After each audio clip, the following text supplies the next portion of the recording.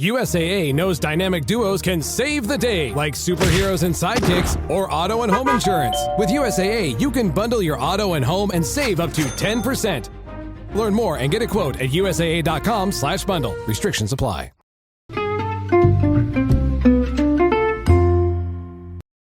Hi, everybody, and welcome to the Dr. Psych Mom Show. Today, I'm going to talk about ADHD in women, which is something I've been requested to talk about. There are similarities and differences in how ADHD manifests in women versus men. A lot of the diagnoses are in men, and that's the majority. So that's what I talk about, just like I talk more about depression in women or anxiety in women because it's more of the population that I see, but there are obviously a lot of women with ADHD as well, and it manifests slightly differently, and we will talk about that as soon as I tell you to subscribe. My most recent subscriber episode was ChatGPT has massive limitations as a therapist, pretty obviously. Okay, and I talk about that, and I have like over 200 other episodes. For $8.99 a month, you get 25% more content, which is pretty amazing. Good bang for your buck. All right, so anywho, how does ADHD manifest in women that is different? Well, the number one thing is that women are more frequently in charge of the home. So they're in charge of everything related to the kids more frequently, all of the organization, all of the camp forms and the school forms and the school emails. And although men certainly do a lot of this stuff now more than ever before, the go-to, the number one person that is usually called from the school is the mother. And if a woman struggles with ADHD, it is really hard for her to keep on top of all of that stuff. And I used to study ADHD.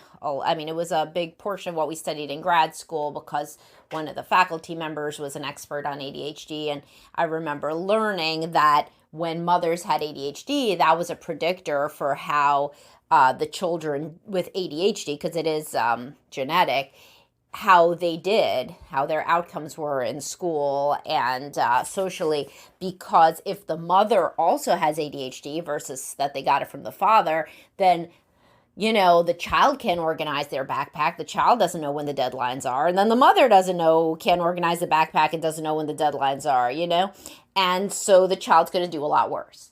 Whereas if the mother didn't have ADHD, then it's a protective factor and the mother can organize all the stuff and keep on top of everything and kind of guide the child along. Of course, that stops as the child gets older, and frequently children and teens with ADHD are very oppositional. They don't want the help anymore. And so then the grades slide and there can be other ramifications socially, etc. But at least if the parent doesn't have ADHD when the child is little, then they can kind of help guide them and keep them on track. However, if they do have ADHD, they can't. So then a lot of women end up feeling really, really bad about themselves and their ability to manage the children, to manage the home, to figure out when to do the grocery shopping, the lunches, like all of this stuff.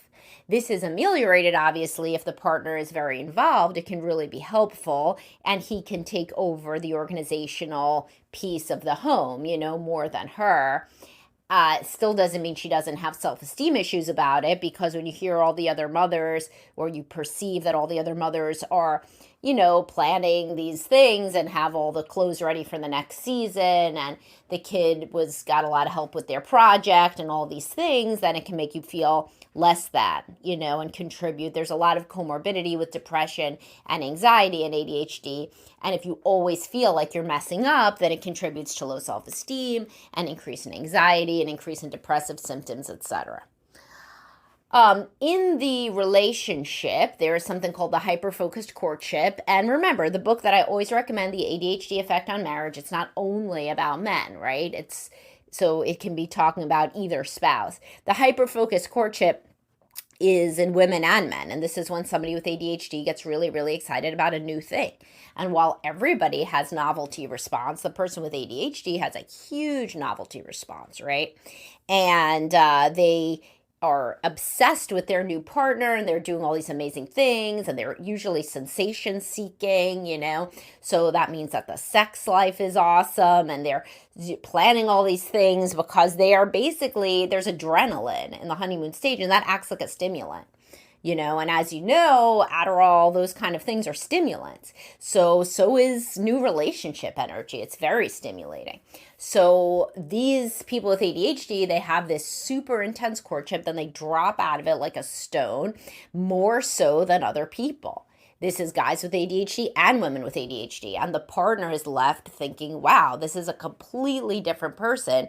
And they just literally turn their focus to something else, whether it's a child or a job or whatever. After the 1.5 to 3 years of the honeymoon stage, all of this sensation seeking and all of this stuff that was making things so exciting, and they're hyper focused, because when you have ADHD, and you can listen to my podcast all about ADHD, and I have other ones about ADHD also that you could put into the search bar, and I'll also recommend them on, in my episode description. So when you drop out of the honeymoon stage and the hyper focus, then you basically feel bored and asleep in the relationship, and your partner picks up on that. I mean, it's pretty hard not to. So the point is that somebody with ADHD, they act really different in the honeymoon stage. Now, that does not mean that the ADHD is not there. Of course it is. Often their house is a mess. They can't organize anything. The partner sometimes comes in, just like the female partners do with the ADHD boyfriend. The man comes in and organizes everything, makes her, doctor's appointments, and even takes over her, like making her food and prepping her, doing her homework for her if she's in school, making her resume if she's working, getting her a new job, like all of these things. So men who grew up with a mother with ADHD or depression or addiction or anything, they find themselves drawn to women with problems.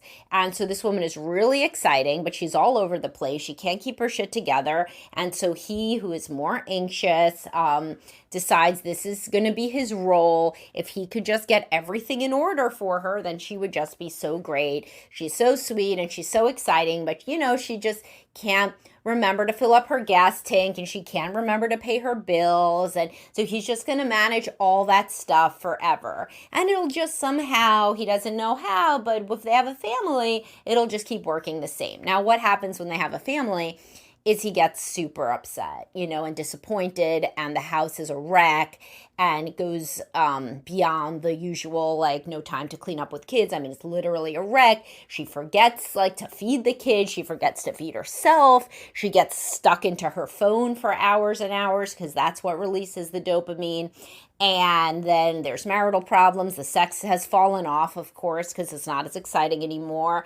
And there's no time to have sex anyway. She can't figure out bedtime routine. So the kids end up in the bed more so than in other families, because a bedtime routine uses a lot of organizational capacity and bandwidth. And if you cannot think at 6 o'clock, okay, well, by 6:15, they need to be eating. By 6:45, they need to be going upstairs. By 7:15, then they need to be reading a book. And by 7:30, they need to be in bed, blah, blah, blah.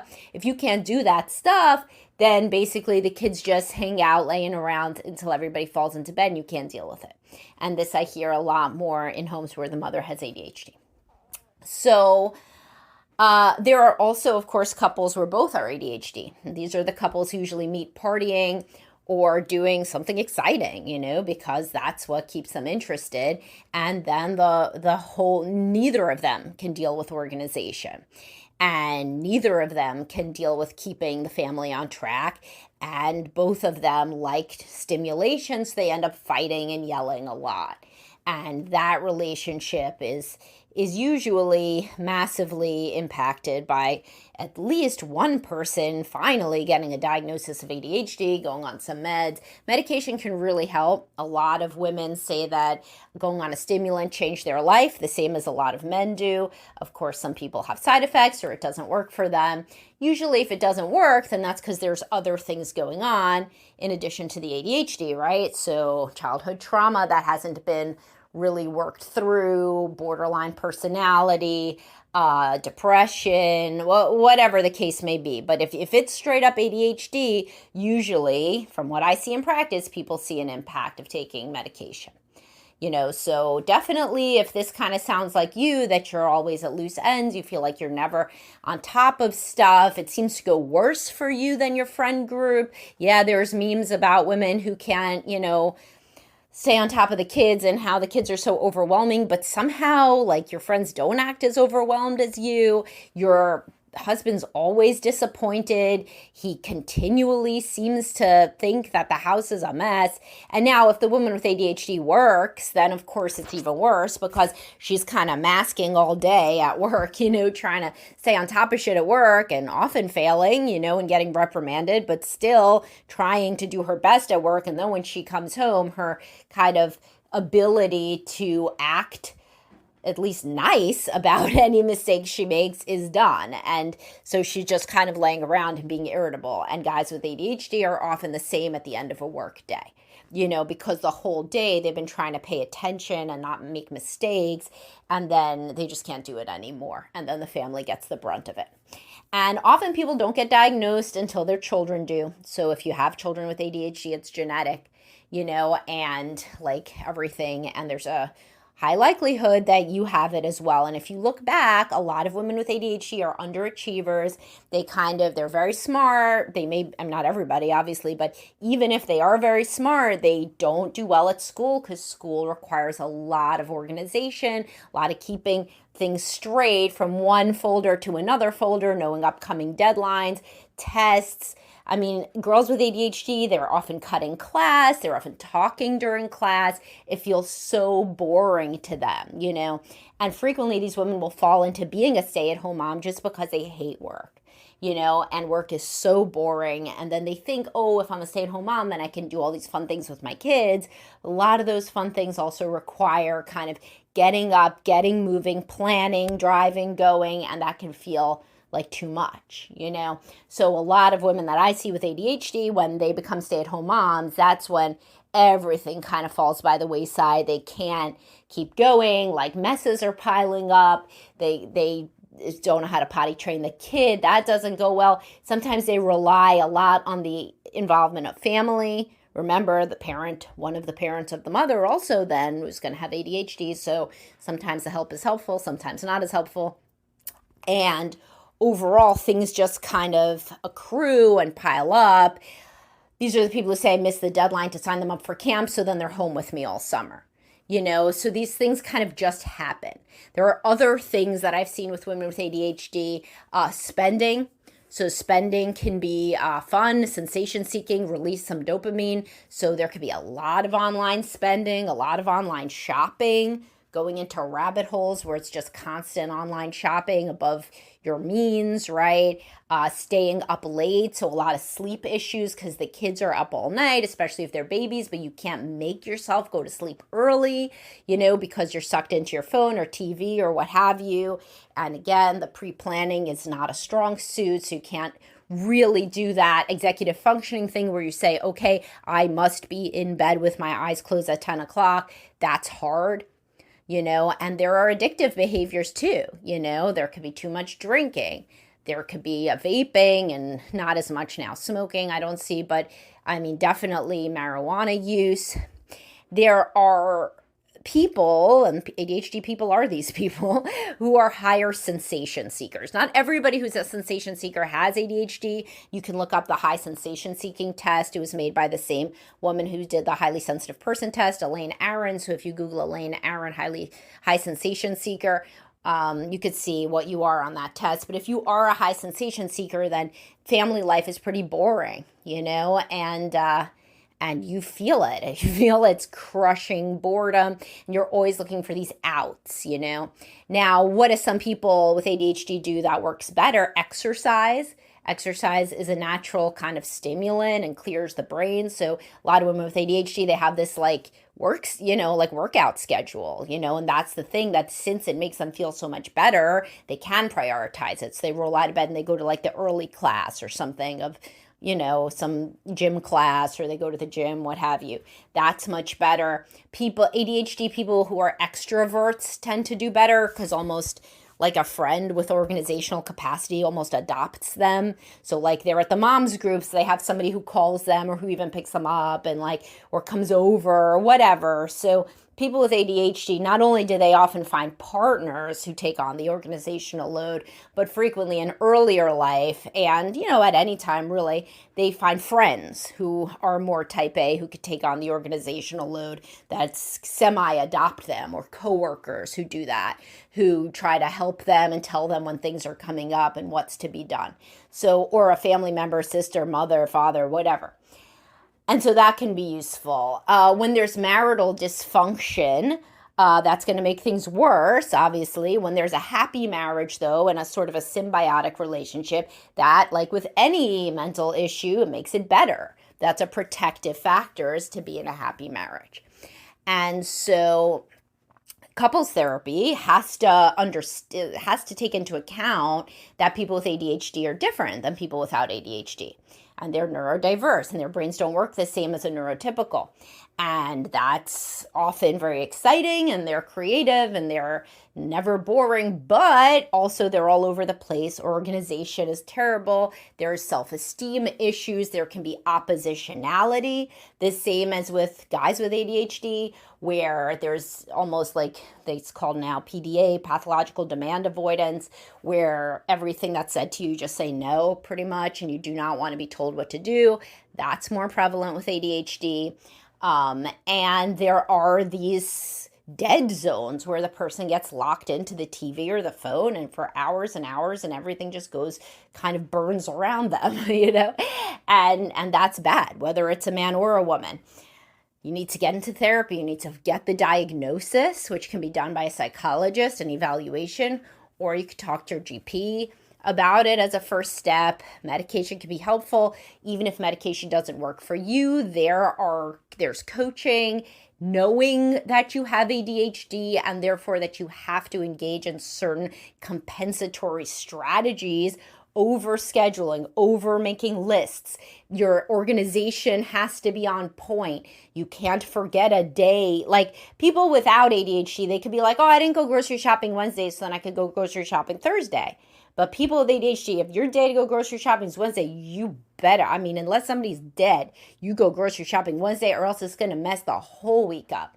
And there's all these other things that you could do, right? You shouldn't even ever be going grocery shopping. That leads to impulse buying.